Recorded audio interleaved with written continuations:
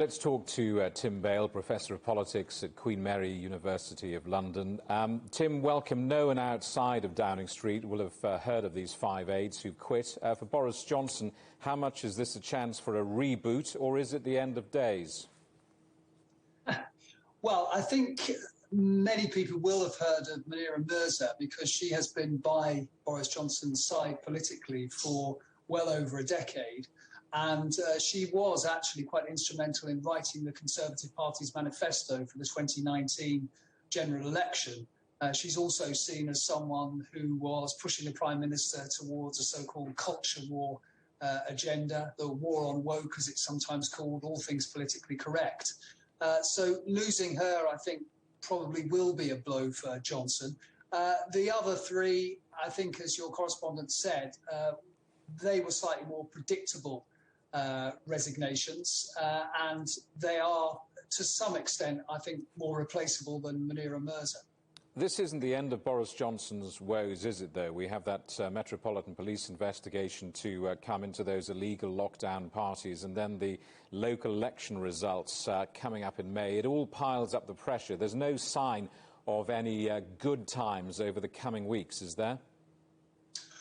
No, it is difficult to see what exactly Boris Johnson can do to make things better for himself. A reorganisation of the staff within Downing Street really isn't going to cut it for voters. It might reassure some Conservative MPs, but voters, I think, have already made up their mind about so-called Partygate and are really just waiting for the police investigation and perhaps Sue Gray's full report to drop before they have the...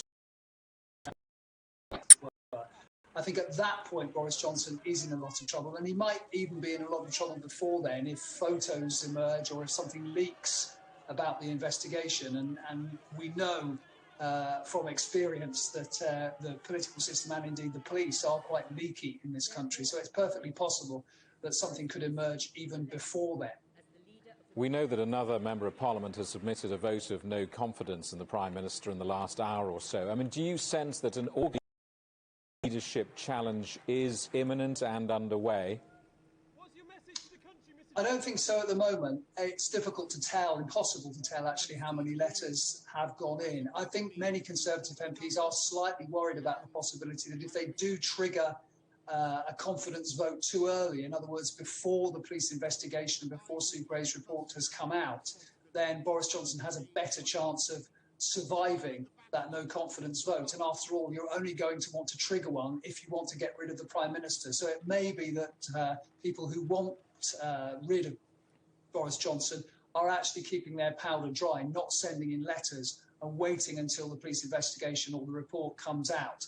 Some of them may even be waiting for the May local elections, but I suspect actually that is unlikely to be the point of no return. It's rather more advisable, I think, for MPs to look at the national polls, which at the moment are absolutely terrible for Boris Johnson, and they're not very good for the Conservative Party either. The Labour Party, the opposition party, seems to have gone into a reasonable, sustainable mid-term lead, and I think that is going to make some Conservative MPs, certainly those sitting in marginal seats, worry about whether Boris Johnson is the man to lead them into the next election, even though he led them to such a great victory back in 2019. Is the ruling Conservative Party's difficulty simply that it can't easily agree on a successor to Boris Johnson?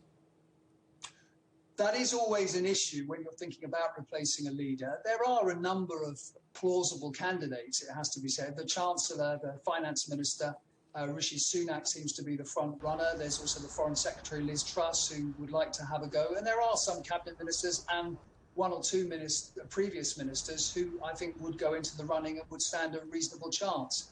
I'm not so sure that actually the lack of an obvious successor will prevent the Conservative Party getting rid of Boris Johnson. It's fine to say the devil you know, but if the devil you know is leading you to a probable defeat, then I think most MPs would rather try anything if they thought it might help. Professor Tim Bale at Queen Mary University in London, thank you very much.